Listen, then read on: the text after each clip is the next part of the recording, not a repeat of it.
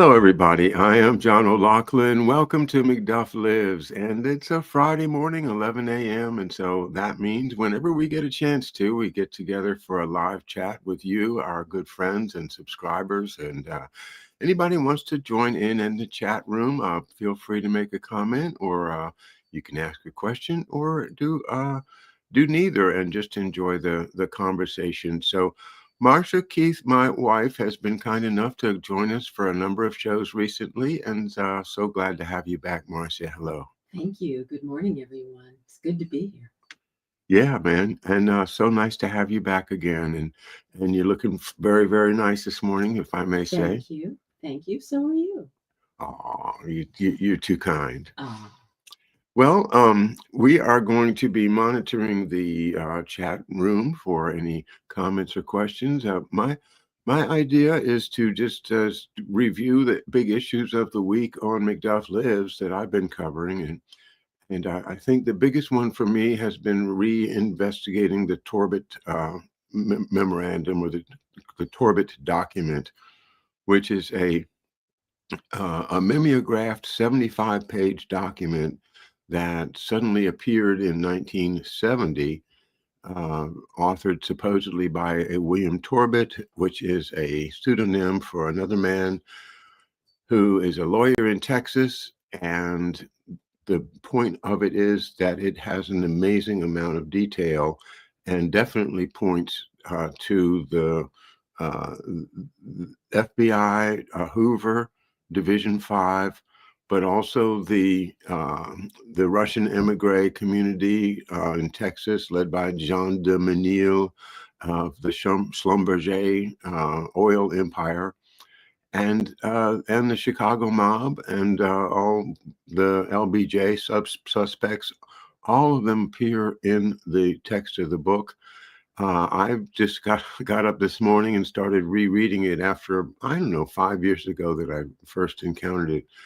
I'm really interested in the theory that Joseph F. Carroll, the Lieutenant General or General of the first head of the DIA, the Defense Intelligence Agency, uh, it looks like he was very, very high up in the chain of command for the assassination, according to the Torbit document. But I had a great conversation yesterday with David Cranmer Underdown, and mm-hmm. David, of course, with his, I mean, encyclopedic doesn't even say it. Wow. His Yeah. ability to connect names and places and families and history, just continues to confirm that I'm on the right track. So I'm very energized to keep studying again the Torbit document and follow the leads that are provided there. My working hypothesis is that when Torbit told Jim Mars, the great investigative journalist, that Torbit had two sources, and one of them was an FBI agent, that it hit me a month or so ago that might could have been my dad. It could have been Easily McDuff. could have been, yeah. And that's just such an amazing story that I have to follow through with that. So, the election is over. What's done is done. I've also spent a lot of time griping about the failure of the citizens of this country to rise up against financing the war in Gaza and continuing the war in Ukraine. But mainly it's the Gaza tragedy that just has pulled at my heartstrings and makes me just sick to think You're in the about it. know. Yeah. Yeah. It's just so unbelievable that we can be supporting this genocide and not even being concerned about it. It's not even controversial. Uh, It is there. We're doing it, and when you bring it up with people, they look at you like you have two heads. yeah, it's like we said with Hervoye Morich on Tuesday's show. And Hervoye, I mean, he's an expert in geopolitics, Mm-hmm. a man with extremely broad understanding of the world. And he basically said the answer is Jesus. You're just going to have to pray. Wow.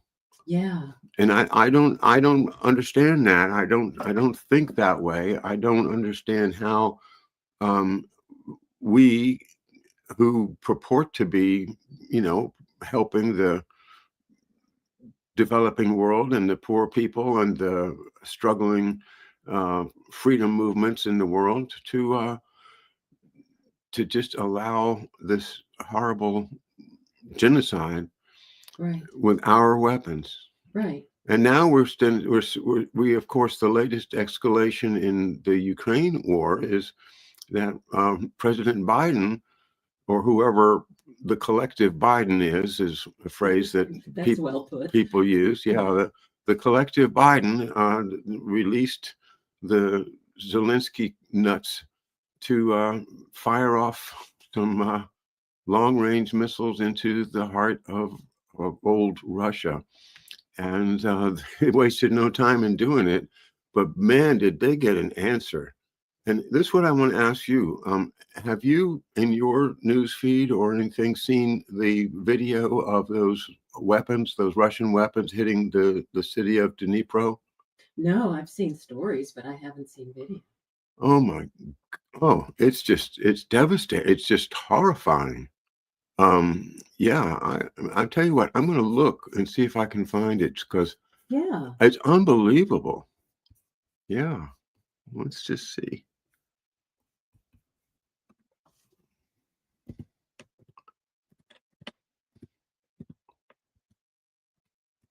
It was an ICBM, apparently, a medium range ICBM. And yeah, looks like this CNN report may show it. Let's see if anything else that looks more likely. In the meantime, I'll say good morning to Kevin Timmer, who has said good morning in the chat. Kevin's an old friend, an osprey from the first flock. Oh, yeah? Oh yeah, and so it's great to see Kevin's name here. And to answer your question, I'm doing just fine.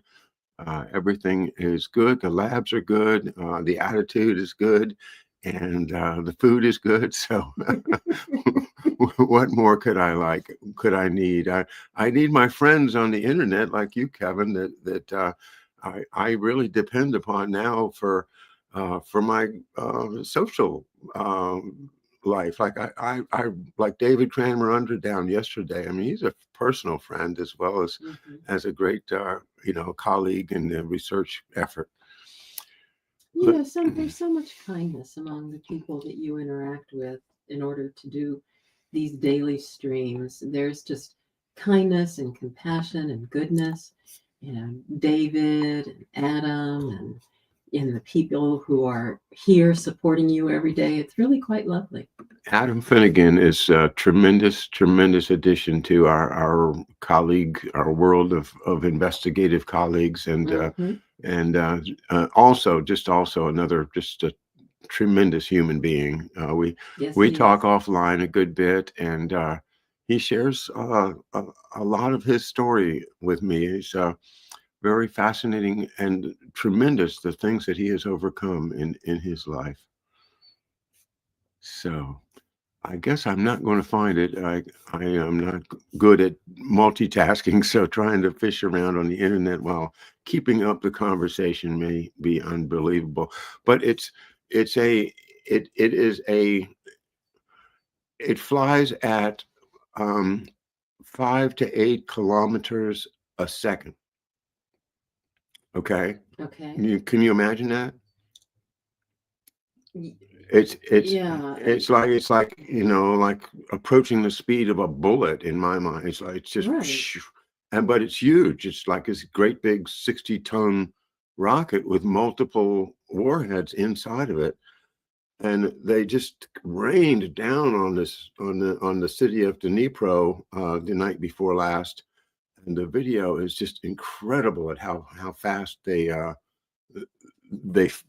fast they fell and how huge the kind of fireball that came out of it was. And there's a lot of just really amazing things about it, because apparently they probably were not armed with very strong warheads or anything. They were just, this is just Putin sending a message saying, look what we can do to you with an ICBM if we put the real payload in it, which of course is nuclear weapons. Well, now I see some video here. It's a nighttime video. Yeah, nighttime. Yeah. To see like 6 parallel sheets of lightning descending, because that's what it looks like. Well, kind of. Yeah. Yeah. Let me share my screen here and see. Okay. Hey, it's good to have you back, Kevin. And oh yes, Kevin has the expertise that we need here. A hypersonic IRBM, they call it, and it's called Oreshnik, and I know that means hazel because of its, in Russian the word is hazel, like a hazelnut, and I take from that because hazelnuts are so hard to crack. And I don't see how how you could defend against this missile. How could you possibly defend against Are you it? seeing this? No, I'm not seeing. Oh, okay. Let me add it to the stage here. There you go. Okay. All right. I'm gonna hit sound. Oh, there they go. Look at that.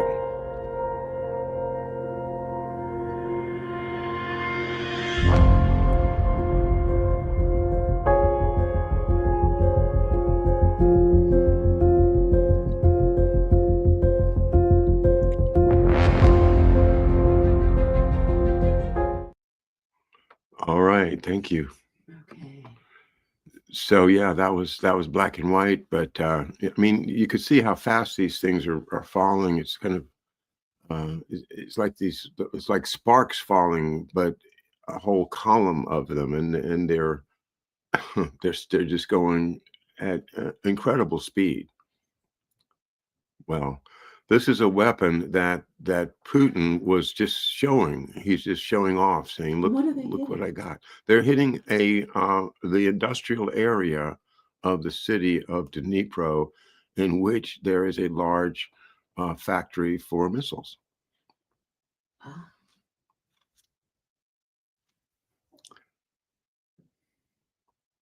I don't know. The our ability to be destructive like that. Ugh.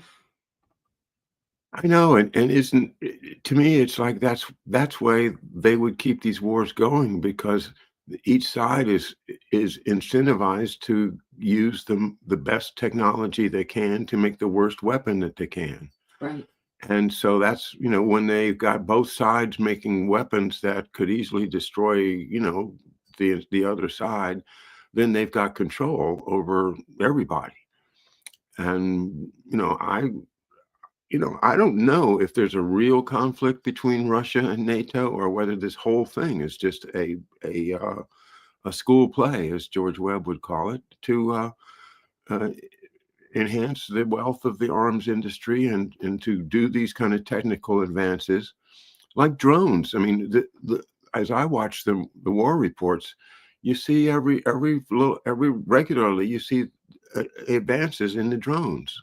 Mm-hmm. The drones that had crappy cameras in the beginning now have really good cameras. And they have the ability to hover for longer and to, I mean, and Oh yeah. I mean, Absolutely. everything that they're doing now is increasing their ability to control the population of the world in a one world order type of scenario. Yes. Yes. And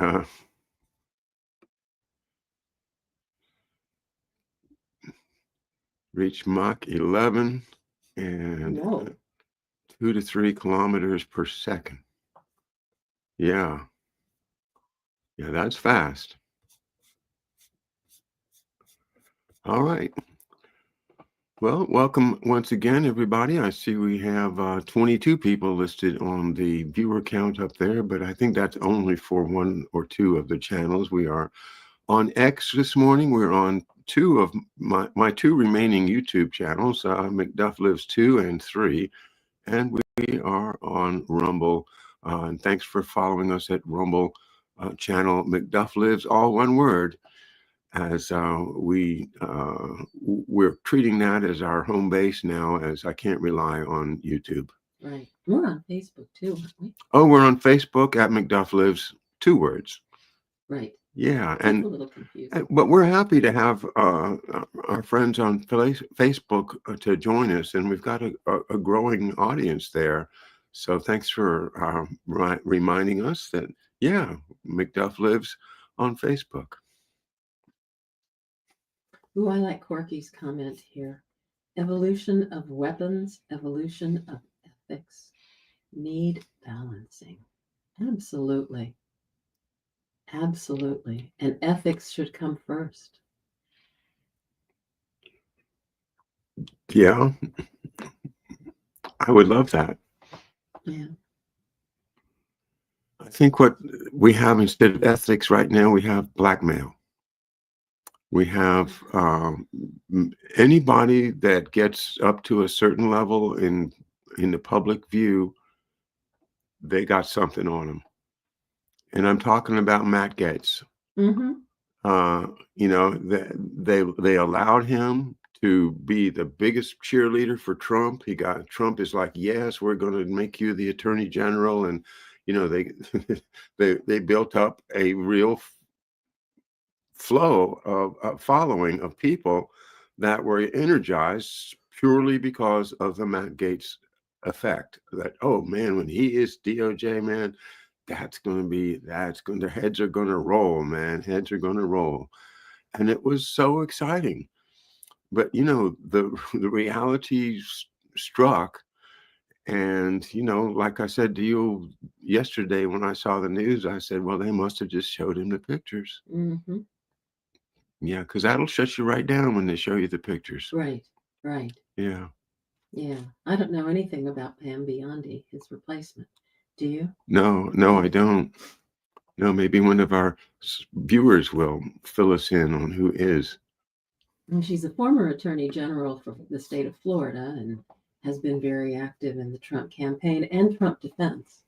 Yeah. But I was not aware of her. She was not on my radar until this morning. Well, Kevin, I've been trying to get back onto YouTube as much as I can. They struck a couple of my Friday chat shows. And so I stopped doing the Friday chat on YouTube, but now I'm sneaking back into the YouTube world. I got one strike 2 weeks ago, but that hasn't stopped me. I'm going to keep going. But if I get 2 strikes on one of my channels, then I'm stopping, because 3 strikes and you lose the whole channel. And, you know, each of them has hundreds of my videos that I don't want to be unavailable to people. And to you. Yeah. Yeah. Yeah. Yeah. This online censorship is just, and I just feel like there's too much reliance on the AI censorship. I mean, I realize there's an awful lot of activity happening out there and you can't do humans checking everything, but all of this AI censorship is just, it's chilling to me. It's horrifying. Yeah. And, you know, we're seeing that, you know, Trump is actively considering Mike Rogers for, I think, Director of National Security or National Intelligence, person who has been part and parcel of the censorship going on up to now. And it's, you know, there's just no real reliable answers in politics anymore, because, as like I say, they've got something on everybody. Yeah. Yeah. And yeah. Yeah, and even as it relates to this Pam Biondi, you have to recognize that there's a lot of payback going on both ways. I supported you here, so you support me there, and you know she's very active as a lobbyist, and has lobbied for, who was it that raised an eyebrow for me? Oh, Amazon and General Motors and the Kingdom of Qatar and Oh, the Kingdom of Qatar, a bunch of swell folks. yeah, exactly. And let's put this up here. It's the Wikipedia, so we can learn together. Pamela Jo Bondi, I'm saying it wrong. is an American attorney, lobbyist, and politician. A member of the Republican Party, she served as Florida Attorney General from 2011 to 2019. A lot of funny stuff went on in Florida during those years, didn't it? 2020, Bondi was one of President Trump's defense lawyers during his first impeachment trial. And she led the legal arm of the America First Policy Institute. Trump announced she would be nominated for United States Attorney General after previous nominee Matt Gaetz withdrew. Bachelor of Arts in Criminal Justice from the University of Florida, JD from Stetson University, and a member of Tri Delta, a sorority as a student. Did you have Tri Delta at North Carolina? Mm-hmm. Uh-huh. Oh, yeah. Yeah, I think we had it at William and Mary too. Let's see. And I only know that because somebody I knew, and I can't even remember who because that was so long ago, was a Tri Delta. Well, I don't see a whole lot that stands out as anything other than a political, a worker, a Republican. Yeah, and I can't remember the name of the firm that she is associated with that does all this lobbying that I mentioned. I don't see it mentioned there. It might be further down, but I'm sure that. Here's one: Scientology. Ooh. Beginning in 2010, Bondi's association with Scientology and the multiple fundraisers that wealthy Scientologists have organized for Bondi's political campaigns have provoked controversy. Mm-hmm. Bondi has justified these contracts and her speeches before leading Scientologists by arguing the group wishes to help her crack down on human trafficking. Okay. And let's see. The robo signing scandal, I guess I missed that one. The Black Knight apparently was involved, so that's pretty spooky.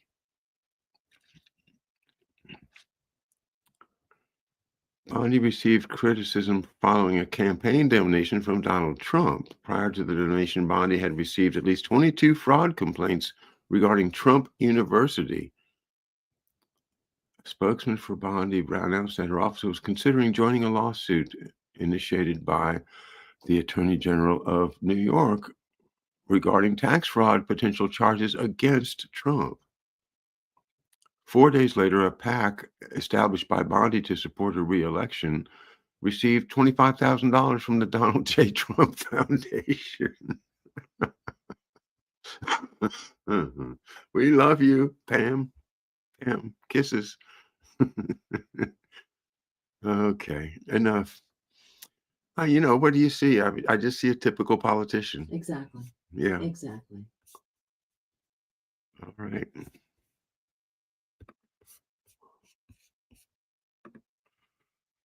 Okay. Meet the new boss, same as the old boss. I know. A lot of people are picking up on the Doge idea now that I published it about 2 months ago about how this DOGE is just he's it's a play on the idea of the Venetian Doge. It's chilling because as I study the history and the connection between Venice and the city of London. And it's really London is where the flight capital landed when Venice became too weak to sustain itself in Venice. Mm-hmm. And this is the origin of our vicious financial system that supports slavery, supports all kinds of racism, exploitation, control of vast uh, countries, all of their natural resources hocked to the banking system, and that all of this comes out of the Venetian system of control that moved through 100 years or so into the city of London. And you know what? It's not even a department. It's Doge stands for Department of Government Efficiency, Yeah, but it's not even a department. It's an advisory board. yeah. They still had to use. They took that and calling it a department so that they could use the name Doge. I mean, that's intentional. And it's a symbol that we're going into a period of Austrian economics. That is to stop benefits, to curtail all the spending that they possibly can in order to enrich the elites that hold the reins of power. Mm-hmm. And it's this the regular Hegelian ping pong ball back and forth between the Keynesians and the Austrians. And the Keynesians are saying, "Oh no, it's inflation is okay. Printing money. Well, you do when you have to. It's okay. It's all going to be good because there's so many resources out there that it's all just going to keep on going, and it's unstoppable. Don't worry." Whereas the people on the Austrian side are saying, "Oh my God, we can't let all this debt pile up. This is horrible. We're going to crash." And so it really is back and forth between the Keynesians, represented by the progressives, the Bernie Sanders, the let's have, and George Soros and Klaus Schwab, universal income. Let's just pay everybody enough to buy some really crappy food and live for 40 years. That's their idea. Mm-hmm. It's Hobbesian. Life for most people is poor, nasty, brutish, and short, quote unquote, from Hobbes, one of the creators of the British system. Well, they want us to believe that the money circulates. We'll put the money out there and that's going to generate spending, and that spending goes to create jobs, and then those jobs start generating more money in people's pockets, and so then they go out and spend, and so the money starts to circulate. I don't think so. I think that's baloney. It's churn. Right. Yeah, everything, it's churns, like the world churns. As the world churns, yes. Yeah. Yeah. Yeah. But Like I pay you, and then you go buy something at the store, and then they can pay their kids tuition, and then the teacher gets to eat. I mean, that's America. right, but that's not how it's working. How's it working? The rich get richer and the poor get poorer. Exactly. Simple as that. Yeah. Yeah, and they stay healthy, and our health goes down. Right. We get sicker, and we Yeah. spend more and more on Mm-hmm. health care or medical care. As one of my providers, and I have to applaud him. One of my providers, when he and I were talking about this, and I referred to it as healthcare, and he said, "We're not offering healthcare, we're offering medical care because we're not focused on keeping you healthy." And Yeah. I admire somebody being that honest. Yeah. We Yeah. are getting sicker and sicker and sicker, and spending more and more of our money on seeking health when nobody's willing to give it to us. And forget about the idea of having your own personal doctor. Mm-hmm. I mean, that was part of. I mean, I totally expected to have my own MD, general practice doctor for the rest of my life, Mm-hmm. and they just took them all away from us. Yeah. They definanced them. They made it difficult for them to make a living, and then they all sold out to the chains. Remember when doctors used to be rich? Yeah. And they're not anymore. Yeah, like in the Beverly Hillbillies, when the doctor rolls up in front of the mansion, and Right. and he's got the license tag out there, and so Jethro comes out and says, "Oh, the doctor must be coming to visit," and Jed says, "Well, how do you know it's the doctor?" He says, "Well, look at his license tag, MD, Mr. Doctor."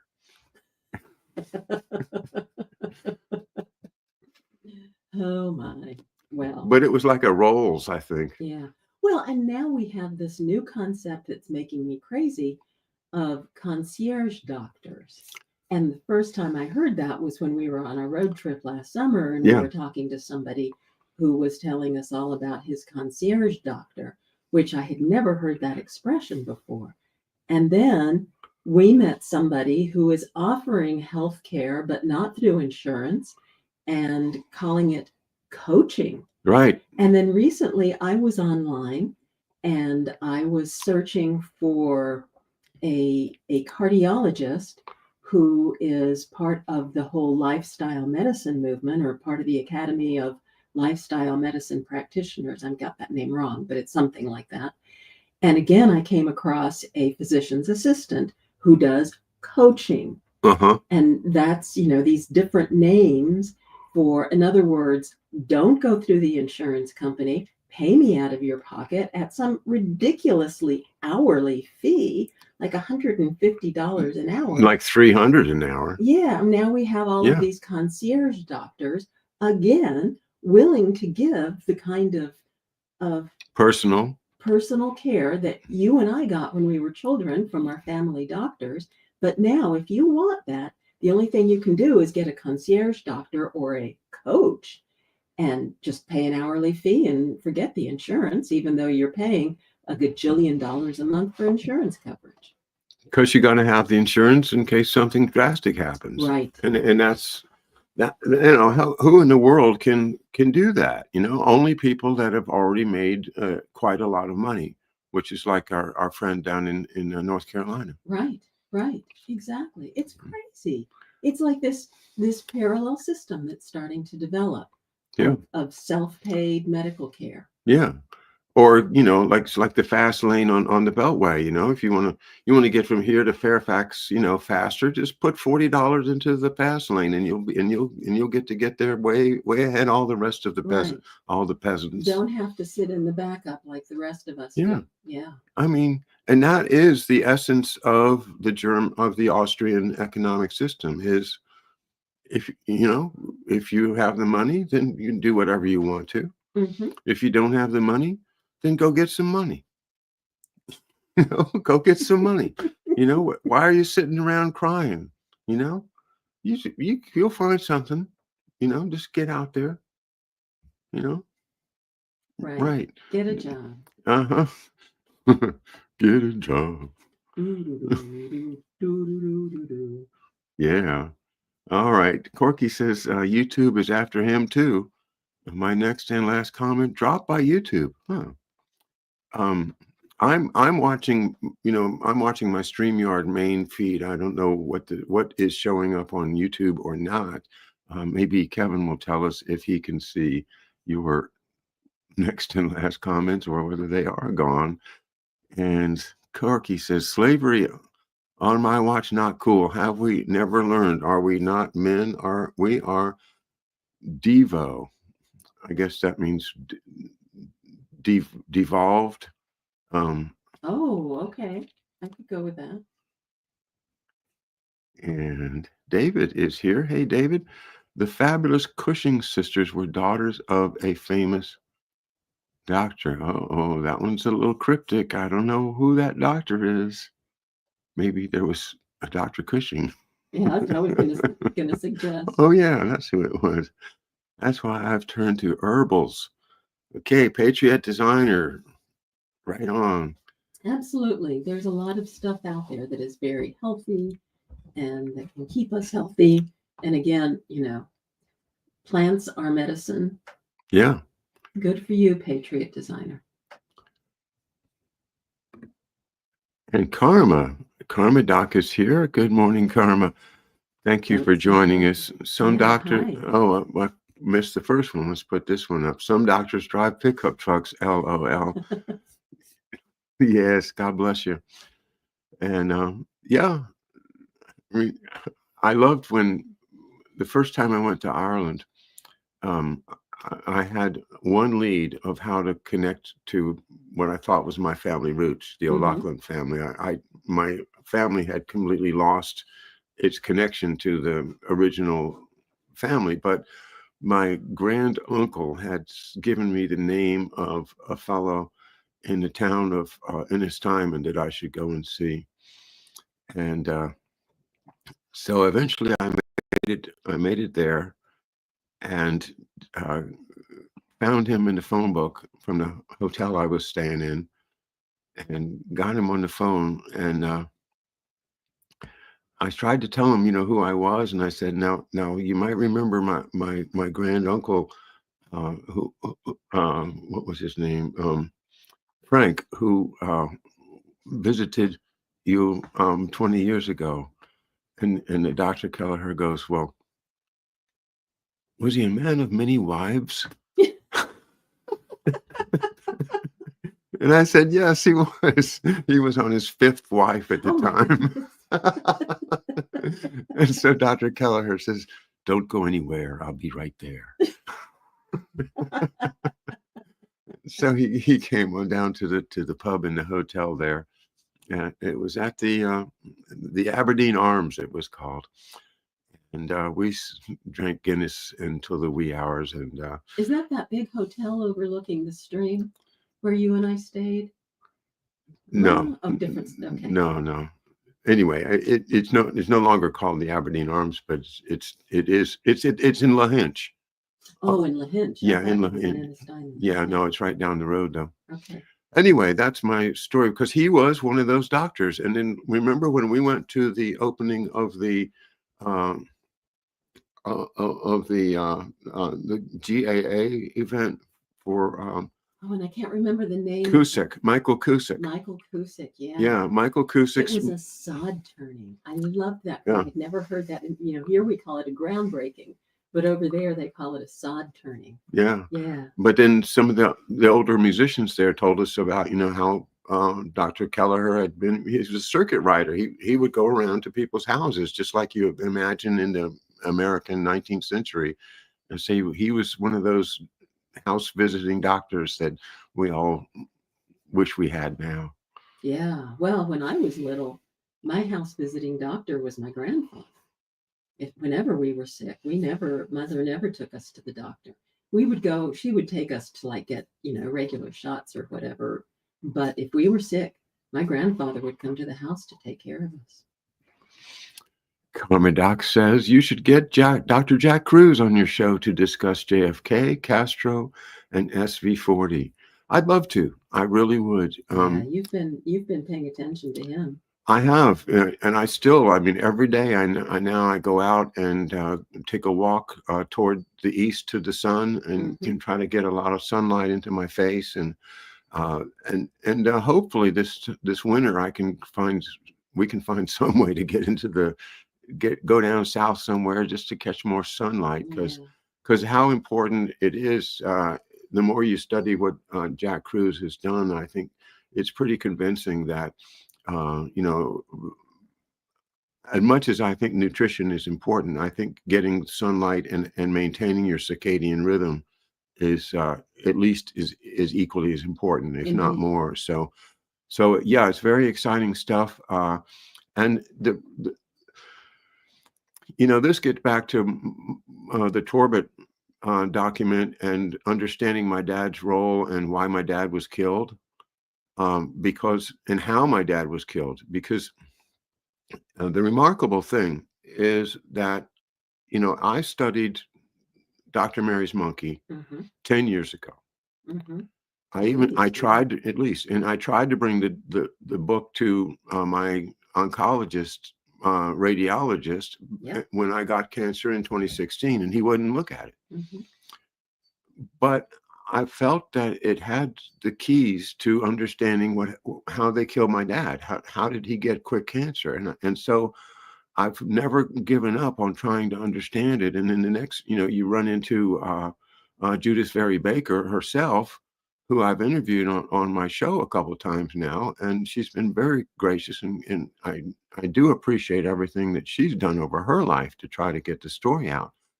But it wasn't until Jack Cruz said that Judith Very Baker said that the poison that they were making for Castro was SV40.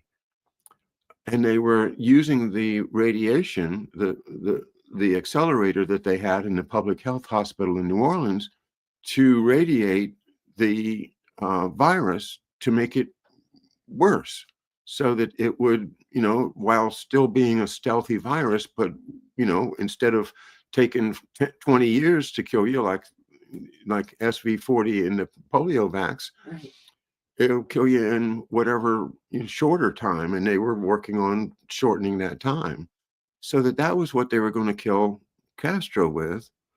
And that is what Judith Very Baker says that Lee Harvey Oswald was supposed to courier to I think to Mexico, in order to get it to the people that were going to deliver it, or maybe he was going. I don't know the details, but the point is that it wasn't until this year that I went and I looked at Judy's book, and it was I think it was page 285 if I remember, but I read it, and that's exactly what she said. She did say that it was SV40, and then the other monkey viruses, because they knew there were a lot of monkey viruses. They didn't have them all categorized at that time, according to what she said. Now Nick Petoskey has got them categorized, all of them, and emphasizes that it wasn't just SV40. But I think it is the story is SV40, because they recognized that they could make it more virulent with the radiation, and that's what they did. And so now I'm thinking, oh, okay, so that's what they used to kill McDuff. Yeah. And okay, that's incredible progress. If now, so I've got Judy saying that, I've got Jack Cruz saying that, and then who was the other one that I saw recently was saying that? Um, a blogger named Shannon Joy did a really good interview with Judith Very Baker recently on her show. I saw that on Rumble, I think, and so who else was verifying this? Kevin McKernan. Oh, right. Yes, Yeah, I remember you saying that. Yeah. yesterday. I don't know if you guys know who Kevin McKernan is, but he's one of those really high paid, high dollar um, geneticists that actually specialize in the genetics of cannabis. But he, before that, was working on the Great Human Genome Project, and comes from a family of people that are, very highly connected. So it's interesting to follow what he is saying, which is that the jabs are, and here I am on YouTube, I can't say this, but they are uh, dirty. There's things in them that shouldn't be in them. And that part of that is this thing called a promoter. And this promoter is a snippet, a part of SV40. And so now he has repeated the story that Jack Cruz said, which was based on what Judith Very Baker said in her book. So, but it all goes back to whether Judith Very Baker's account is true or not, is believable or not. Because if she's not believable, then the other two rely on her account. So I'm looking for something independent besides Judy to say, yes, that was SV40. On the other hand, it's almost enough for me to just say, declare victory, saying this is it. It'd be great to get if you could get Dr. Cruz on the show and find out if he has other sources as well. I would love to have Jack Cruz on the show. I really would. And Danny Jones, who has been doing these interviews as well, I'd like to get him to interview me about my story and my dad's story. Because if they saw from my perspective adds on to what they are saying. And certainly, I published that book in 2021, basically predicting that if we study enough, we're going to see that my dad was cancer-sided. Right. And here we are. Right.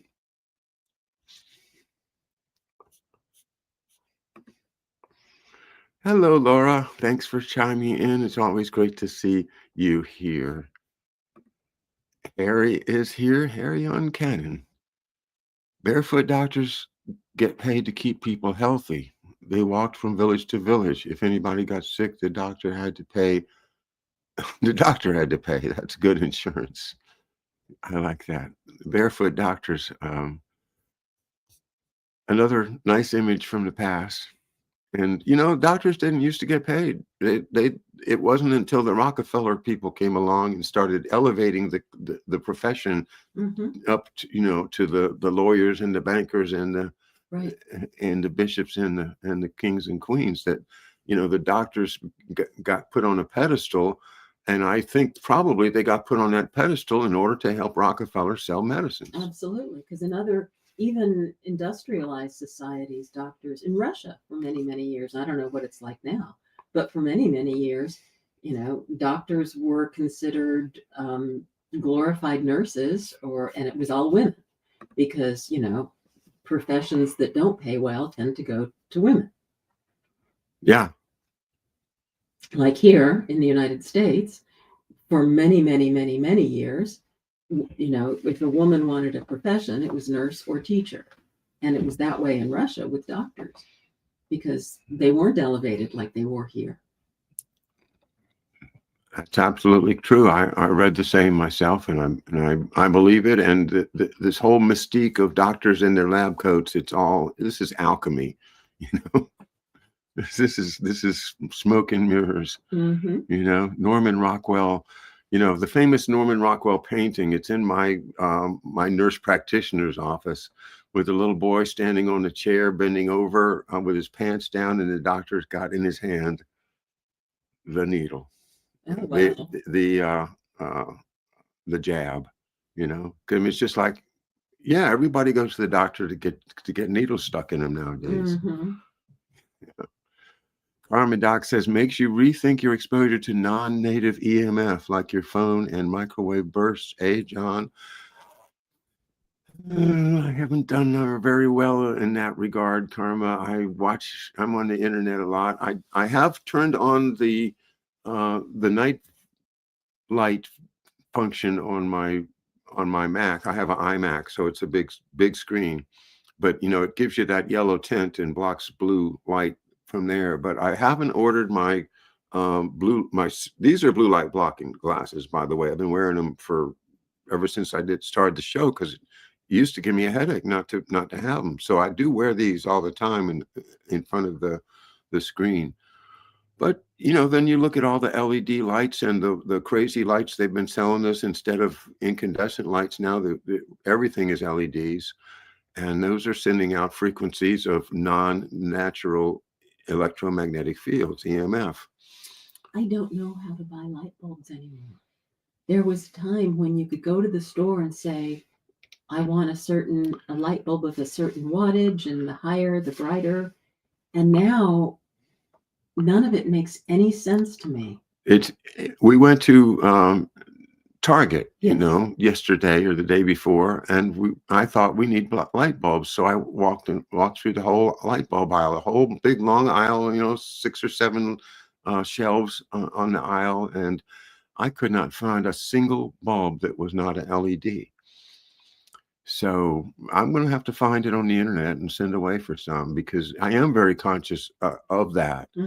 And I do want to get rid of all of these LED lights, except for the ones that I need for the studio. I mean, this is really good light for a studio. Yeah. The incandescent light, it's electric. It can flicker, and you can't control. Well, anyway, I'm not completely free of non-natural EMF, Dr. Karma Doc. I'm sorry. I'm sorry. I can't do it. But you try. Yeah, at least I don't sleep with my phone like some people. I do not sleep with my phone. Sleep next to your phone. It's nearby. Paulie says the Rotten Fellers. Yeah. Oh, I like that. The Rotten Fellers. And Corky lights up with alchemy. Yeah. Oh man, there's so much of this alchemy, that's chemical stuff, alchemical layer to the way that they do their deep state events. It's yeah, it's alchemy.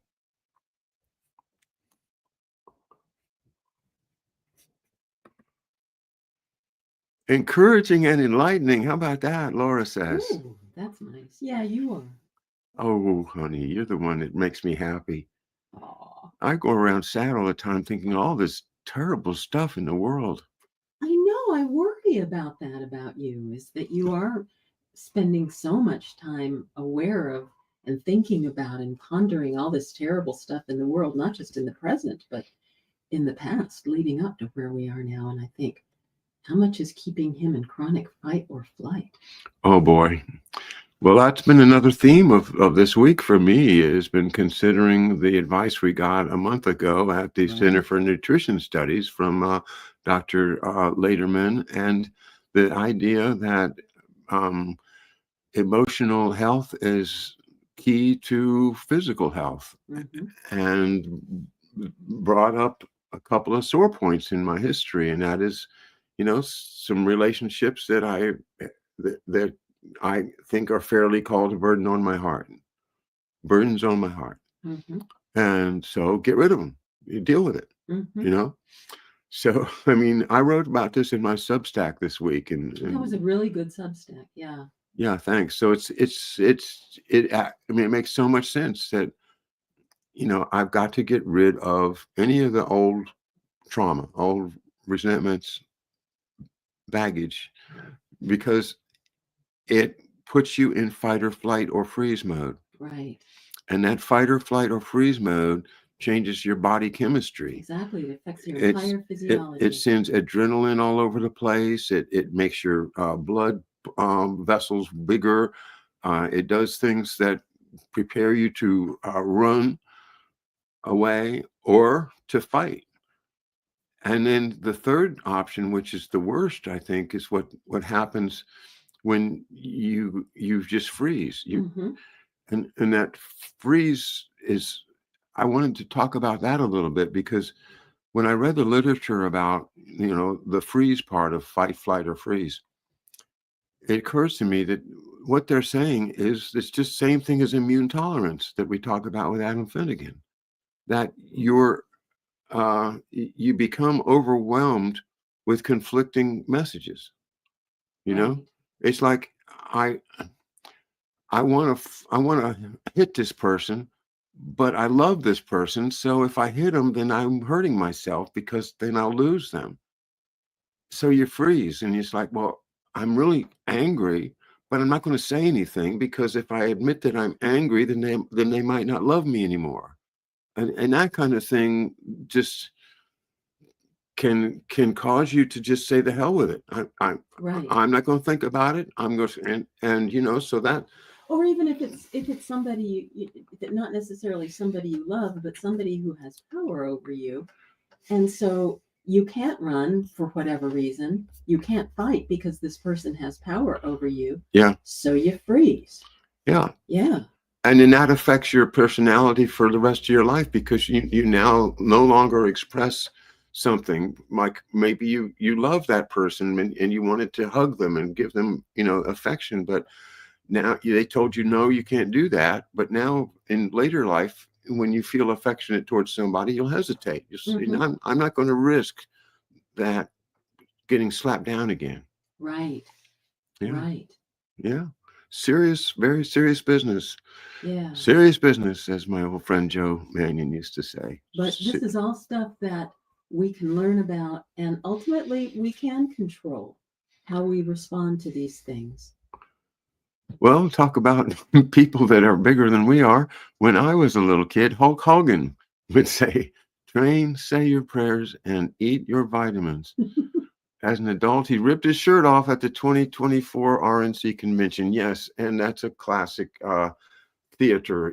That's alchemy. Saying, And boy, Trump's association with the World Wrestling Foundation is a little bit creepy to me. And Oh, I think it's brilliant. well, okay, let's tell me why it's brilliant. Well, because he is reaching out to a certain segment of society who loves the World Wrestling Federation. And he is making friends with them. I mean, these aren't people who are going to, be Kamala fans.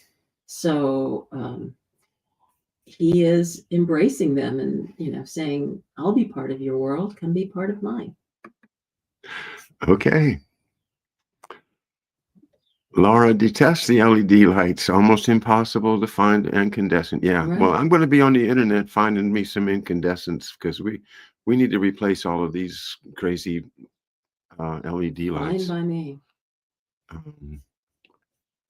Okay. Oh, running out of time. Let's keep rolling.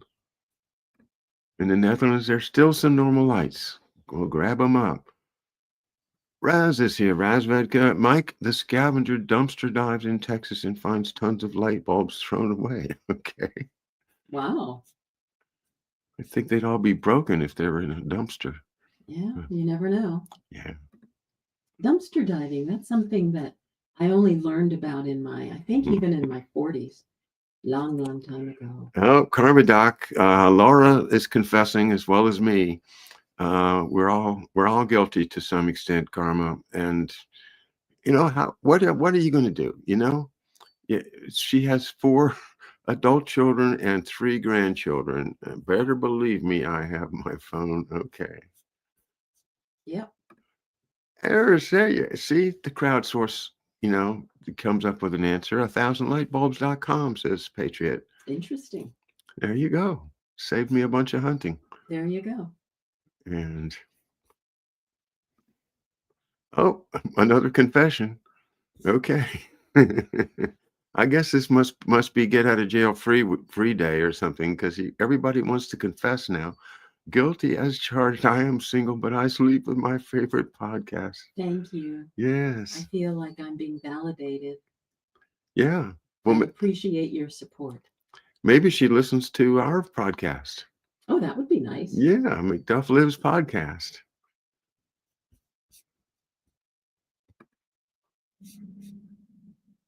The boy burdens of my heart purge the old trauma. Oh boy. Sounds like you're on the right path, yeah. Mm-hmm. The trouble is that, as you know, Marcia, in one case with an old friend, it gets me so upset to think about it that I think I'm doing myself damage just thinking about it. But, am I spending now, like waking up early in the morning and spinning it around in my head while I'm trying to make peace is not good for me. But burying it is not good for you either, though. But burying it is not good either. Yeah, because even if you're burying it, you're not thinking about it, but it is there. It's in your subconscious. It is affecting your health. It's affecting your well-being. Can I get into the historical conspiracies I don't listen to in daytime?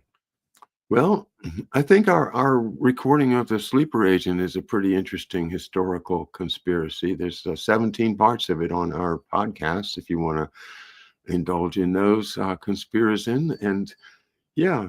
I think that series is I'm actually very proud of that series in the podcast. It's 17 parts, I believe. Yeah. And each one is about 45 minutes. And it's you not just reading The Sleeper Agent, but stopping from time to time to make some observations and a little bit of analysis. I'm very proud of the work that you did on that.